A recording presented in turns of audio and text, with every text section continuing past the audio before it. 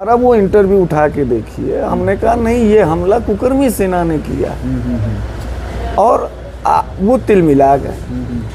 फिर उसके बाद वो हमारे नेता का गोली मार देंगे, श्री अखिलेश यादव जी को वो कह रहे हैं। पहले ये जवाबदेही तय करे तब हम जेल जाएंगे, और नहीं तो हम निश्चित बता रहे हैं या तो हम अपनी जान दे देंगे और या तो हमारे बच्चों का, हमारे परिवार का सुरक्षा। तो भाजपाई जितने ठाकुर हैं वो इसको सम्मान दे रहे हैं और शाबाशी दे रहे हैं। तो ये क्या कनेक्शन है इसका? मैं अगर ये कहूँ कि योगी आदित्यनाथ के इशारे पर यह हमला हुआ है तो इसको भी सुप्रीम कोर्ट निगाह में रखे, और ये जो अधिकारी हमारे ऊपर एफआईआर कर रहे हैं इन अधिकारियों के ऊपर भी कार्रवाई ज़रूर हो। अगर मुझ सभी लोगों को मैं पहले धन्यवाद देना चाहता हूँ कि मेरी जो पीडीए की लड़ाई है उस पीडीए की आवाज़ को आप लोगों ने आगे बढ़ाया। देखिए, हमारे दलित सांसद श्री राम जी लाल सुमन जी के घर पर करणी सेना ने ईंटे पत्थर से हमला किया। हम समाजवादी लोग हम क्रिया नहीं करते, हम प्रतिक्रिया करते। यानी जब कोई दुष्कर्म किया जाता है, जब कोई कुकर्म किया जाता है तो हम उस पर अपना आक्रोश दर्ज कराते हैं, प्रतिक्रिया देते हैं।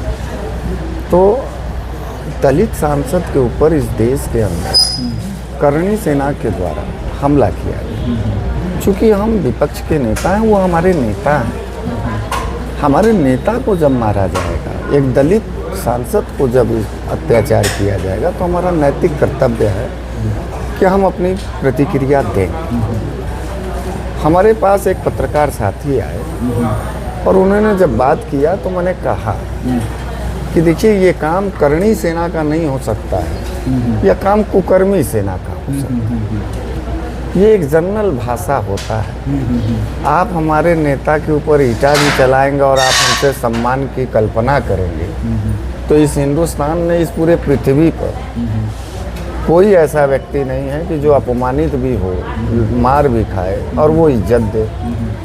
इज्जत वो तभी देगा जब वो गुंडों के सामने होगा, जब वो माफियाओं के सामने होगा। तो करणी सेना गुंडई के लिहाज पर इस बात को साबित करना चाहती है कि नहीं, हमसे तुम माफ़ी मांगो। देखिए, राम जी लाल सुमन जी ने इतिहास नहीं लिखा है।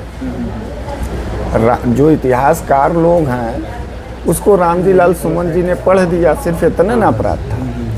अच्छा, जब वो संसद में बोले तो संसद से वो रिकॉर्ड जो है डिलीट कर दिया गया। जब वो रिकॉर्ड डिलीट कर दिया गया तो बात वहीं ख़त्म हो गया, क्योंकि जब उसका रिकॉर्ड कहीं है नहीं, ख़त्म हो गया, बिल्कुल ख़त्म हो गया। लेकिन करणी सेना ने इस बात का मुद्दा बनाया कि नहीं, हमको हम माफ़ी मांगे, ये करें। ठीक है, यह देश, भारत देश जो है लोकतांत्रिक देश है। यहाँ पर अपनी बात लोग रख सकते हैं। भारत में अदालतें हैं, पुलिस है, कानून है। अगर आपको हमारी किसी बात से आहत हुए हैं, चोटिल हुए हैं, दुखी हुए हैं, तो आप पुलिस में जाइए। अच्छा, सांसद हम आपका पूरी बात कह देंगे, आपको आज सवाल करने की जरूरत है। ठीक, बता दीजिए। सांसद जी, इस देश में कानून है, इस देश में पुलिस है। आपको सांसद जी के खिलाफ जाकर के एफआईआर कराते, आप हमारे सांसद को फांसी चढ़वा देते अगर अदालत उस चीज़ को अपराध मानती तो।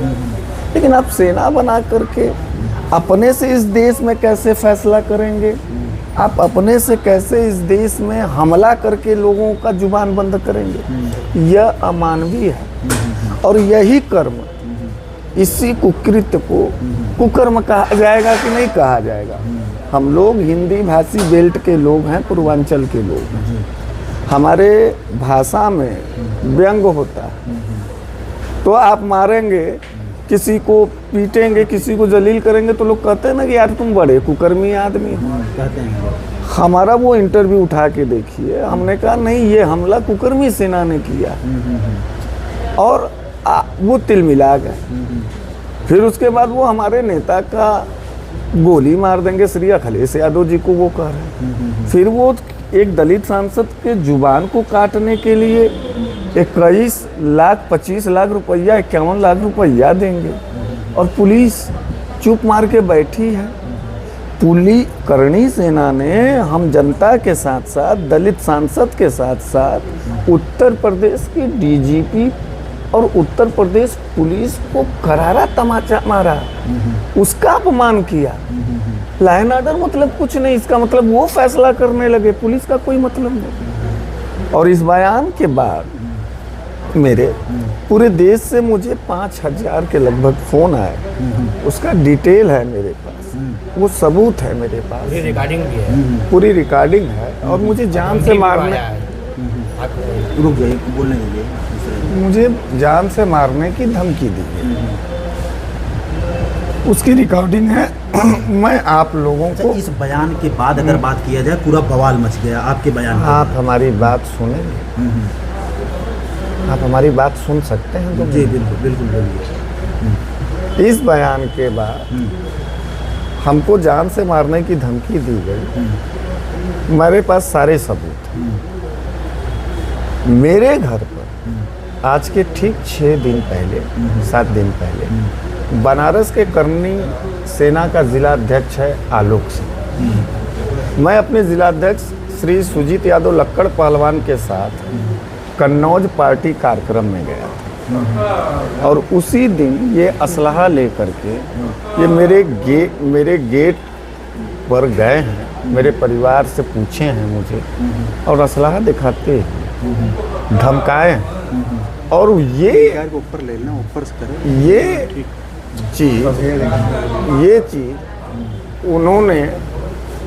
चीज़ उन्होंने अपने फेसबुक पर भी अपलोड किया है, उसका भी प्रूफ है। देखिए मैं प्रूफ बार बार कह रहा हूँ इसलिए कि आप भी वेरीफाई हों और जनता भी वेरीफाई, उसका भी प्रूफ है। फिर उसके बाद हमारे जिला अध्यक्ष ने SHO सिगरा को इस बात को फ़ोन करके उसी दिन संज्ञान में दिया और उसका भी कॉल रिकॉर्डिंग है। मैं बनारस आया तो यहाँ के LIU को फ़ोन किया, ये बताया कि मेरे ऊपर हमले हो सकते हैं, मेरी जान को खतरा है करनी सेना से।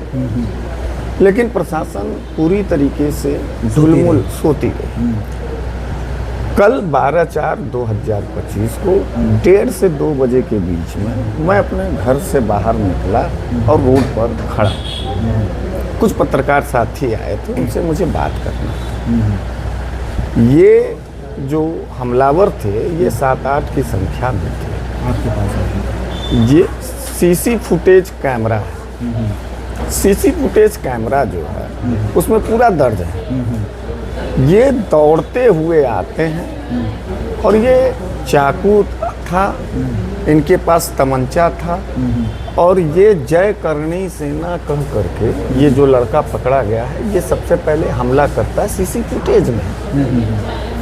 और ये हमला किया तो हम धन्यवाद देना चाहते हैं अपने क्षेत्रीय जनता को कि क्षेत्रीय जनता तुरंत एक्टिव हुई और मारपीट जब शुरू हो गया, जब ये चाकू से हमारे सीने पर वार करने की कोशिश किया, मैं इसका हाथ पकड़ा और मैं गिर गया, उसको लेके गिर गया। तो एक तो मेरे गिरफ्त में आ गया, दूसरी जनता ने पकड़ ली और 5 लोग फरार हो गए जो असलहा लिए थे। जनता को हम लोगों ने इसको लेकर के हमने पुलिस को सौंपा, पुलिस को हमने एप्लीकेशन दिया। अब देखिए यहाँ से हमारे जिला प्रशासन की अच्छी कार्रवाई क्या है, उनकी नेक नियत क्या है। पुलिस सबके सेवा में तत्पर रहती है। अब यहाँ से नया खेल शुरू हो रहा है। इस खेल पहली बात तो हमने जिला प्रशासन को बताया था, उसको वो संज्ञान नहीं लिए। जब आप कन्नौज से लौटे थे? कन्नौज से लौटे। हमने जब एप्लीकेशन दिया कल, हमने पहले एप्लीकेशन दिया, पुलिस हमारा मुकदमा बाद में दर्ज करती है और हमलावरों का पहले मुकदमा दर्ज करती है। नंबर 1 बात। फिर मुझे मेडिकल के लिए यहाँ लाया जाता है। आप लोगों के माध्यम से पूरे देश में इस बात को पहुँचाया जाता है कि बनारस वाले मिश्रा जी को ऊपर हमला किया गया, जानलेवा हमला किया गया। मैं जब वापस जाता हूँ थाने मेडिकल करा करके, तो मेरे ऊपर भी FIR की क्रॉस FIR किया जाता है। उनका पहले ही मुकदमा हो जाता है, मेरा बाद में होता है।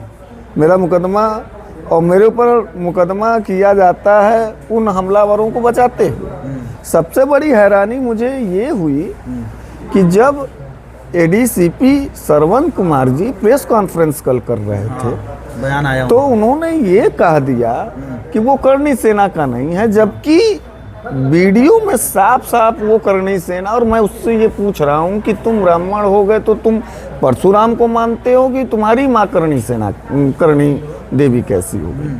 हालांकि मैं सबके कुल देवी देवताओं का सम्मान करता हूँ, सबको मैं मानता हूँ, लेकिन कोई व्यक्ति या कोई संगठन किसी भगवान के नाम पर, किसी कुल देवी के नाम पर संगठन बना ले, हमला करे, तो उस पर अगर कोई हम उसके कार्रवाई पर कोई हमला करेगा तो उसका अपमान कैसे हो गया उस कुलदेवी का? तो कार्रवाई का ना विरोध किया गया है कि कुलदेवी का। फैक्टर नंबर 1 है, इनकी भावनाएं आहत हो गई। ये भावनाएं आहत नहीं हुई हैं, ये भावना आहत का पर्दा डाल करके ये मेरी जान लेने की और करणी सेना का दहशत पूरे देश में बनाने की एक प्रक्रिया थी, जिसमें पुलिस भी साइलेंटली रूप से, जब उनका प्रेस कॉन्फ्रेंस होता तो वो कहते हैं ये करणी सेना के नहीं है, ये जो हमलावर है ये इनसे हमारी पुरानी रंजिश है। हाँ, पुरानी रंजिश बताया जाए। तो मैं ADC आपके माध्यम से ADCP और जिला कमिश्नर से ये पूछना चाहता हूँ कि मेरी वो पुरानी जब रंजिश थी तो वो अपराध हमको, वो पुरानी रंजिश किस बात पे थी? पैसे रुपए की लेन देन की थी, जमीन जट्ठा की थी, बहन बेटी की लड़ाई थी, खेती की लड़ाई थी, किस बात की लड़ाई थी? पुलिस इस बात को बताएगी कि नहीं बताएगी? बिल्कुल सही। दूसरा पॉइंट ये है कि ये कह रहे हैं कि ये हमलावर भाजपा और करणी सेना का नहीं है, जबकि हमारी टीम जब उसके ID को सर्च की तो वो 6 दिन पहले ही हमको धमकी दिया था, पोस्ट डाला था और कहा इंश्योरेंस करा लो। और जब उसका राजनीतिक कनेक्शन खोजा गया तो वो भारतीय जनता पार्टी का समर्थक निकला। जो करणी सेना का जिला अध्यक्ष आलोक सिंह हमारे घर पर असलहा लेके गया था, वो पांडेपुर का है और इसका भी घर पांडेपुर एरिया में है और ये भाजपा का है। तो आप कैसे कह सकते हैं कि ये करणी सेना से जुड़े हुए लोग नहीं, और जबकि वो स्वीकार कर रहा है कि हम करणी देवी के उपासक हैं। नंबर 1, पुलिस का क्या IQ लेवल है, पुलिस क्या बताना चाहती है? और श्रवण कुमार जी और जिला डिस्ट्रिक्ट प्रेस कमिश्नर साहब इस जनता को क्यों गुमराह कर रही है, इस मैटर में क्यों भ्रम पैदा कर रही है? हम इस बात से आश्चर्यचकित हैं, हम इस बात से डरे और सहमे हुए हैं कि पुलिस क्यों हमलावरों के पक्ष में इतना खुल करके खड़ी है, सपोर्ट कर रही है, खड़ी है। ये बयान से बात सिद्ध होता है कि नहीं? मैं तो आपके माध्यम से उनसे पूछ रहा हूँ कि आप हमारी वो दुश्मनी उनकी दिखवाइए। CC फुटेज में वो लड़का कहा कि हम बात करने गए थे, भाजपा वाले कह रहे हैं कि ये बात करने गए थे। तो बात करने का तरीका ये होता है कि 8 लोगों के साथ दौड़ते हुए और हाथ चला दो, ये बात कर। जब हमारे ऊपर हमले होंगे तो हम आत्म सुरक्षा करने के लिए हमारे पास अधिकार है कि नहीं है कि हम लात खा जाते? बिल्कुल। जनता न होती तो हमारी जान चली जाती। हाँ, हमारे ऊपर वो मुकदमा कर दिए कि नहीं आप लोगों ने मारा। सबसे हैरानी की बात यह है कि जो CC फुटेज है उसका क्लिप काट करके हम समाजवादियों के ऊपर आरोप मढ़ा गया, वो भी सबूत है, वो भी कोर्ट में जाएगा। फिर उसके बाद मामला ये है कि वो अभी तक जेल नहीं गए।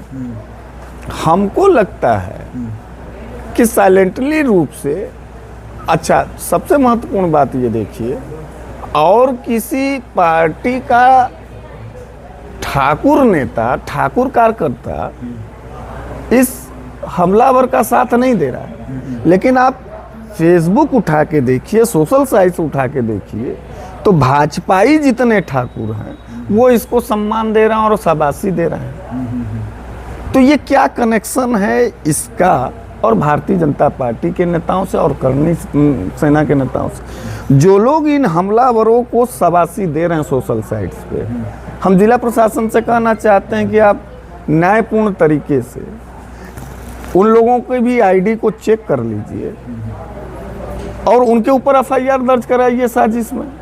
तो ये तो नहीं कर रहा है।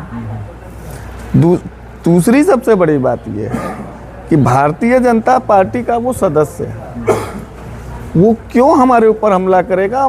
उसको हमारी बात से था तो पुलिस के ऊपर जाके एफआईआर कराता, हमको जेल भिजवाता।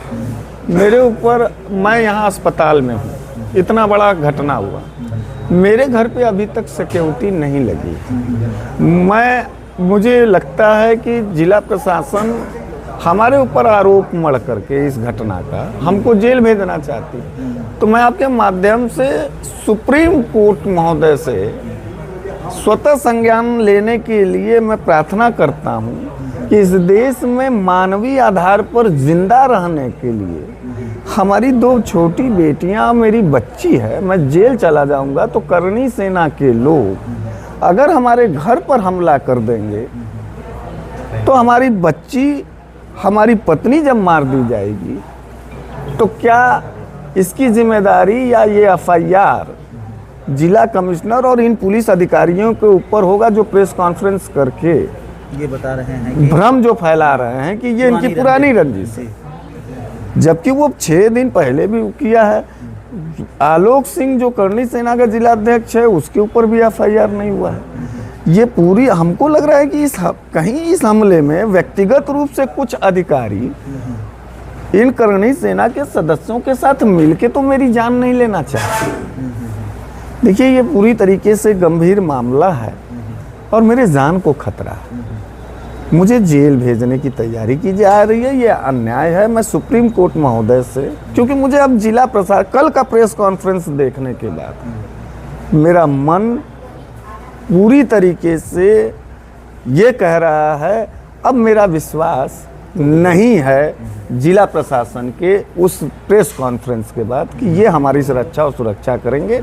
ये भाजपाइयों के साथ और करनी सेना के साथ मिल करके कुछ नेताओं के इशारे पर ये हमारी हत्या कराने पर तुल चुके हैं। एक और महत्वपूर्ण बात हम बताना चाहें, 3 दिन पहले हमारे राष्ट्रीय अध्यक्ष श्री अखिलेश यादव जी ने प्रेस कॉन्फ्रेंस के माध्यम से कहा कि अगर हमारे सांसद या किसी भी पार्टी के नेता के ऊपर हमले किए जाते हैं तो उसके सीधे जिम्मेदार योगी आदित्यनाथ जी होंगे। तो हमको ये लगता है, क्योंकि परसों जो है मोदी जी भी थे बनारस में, और योगी जी भी थे, और मेरे पीछे 2 थाने की पुलिस लगा के मुझे डिटेन किया गया था। वो आपके सामने हमारे सोशल साइट्स पे है।